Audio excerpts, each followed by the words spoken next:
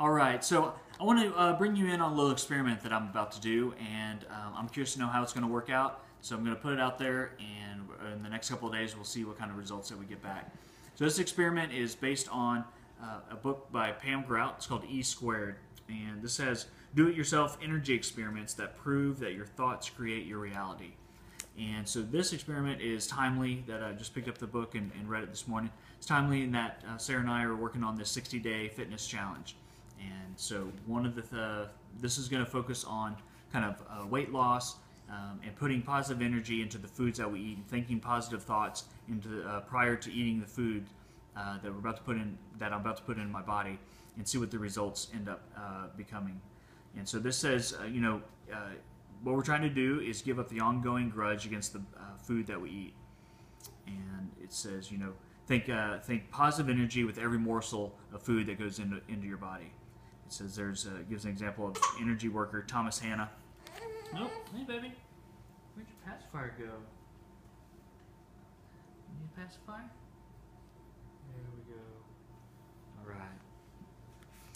right. Says energy worker Thomas Hanna says that when we look at a person's body, we're observing the moving processes of that person's mind, and I think that's absolutely true. When you see somebody that's, just extremely overweight and extremely, obese, I think there's something behind that, something internally that they've just let go of, that they're just like, I can't, I'm not going to address this. I can't. I'm just fed up with whatever that situation is, and they've just given up on it. And so that body, the outward expression of what's going on inside is that their body is completely, let go. And so I think that's very true.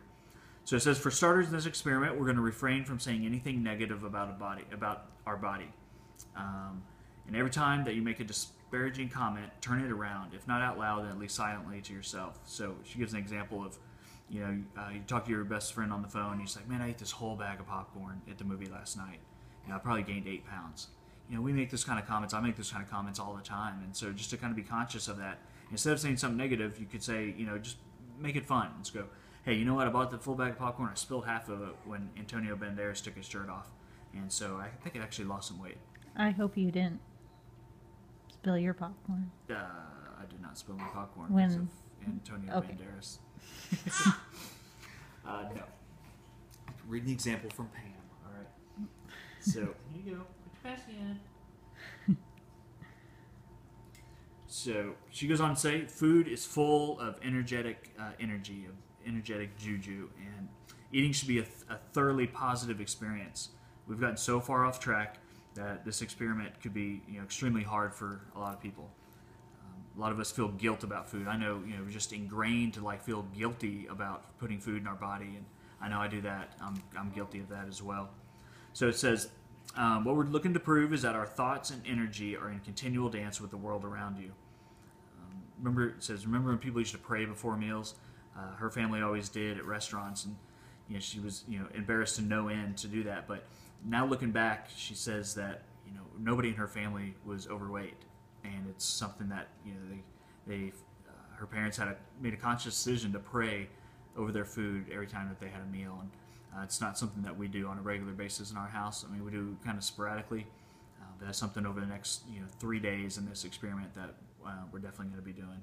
So here's 3 things we're going to do: refrain from talking smack about our body with making negative comments about our body. Number 2, before we put anything into our body, send it loving thoughts, put our hands over it and give it a blessing. And 3, concentrate on infusing our food with love, joy, and peace. And that's all we have to do.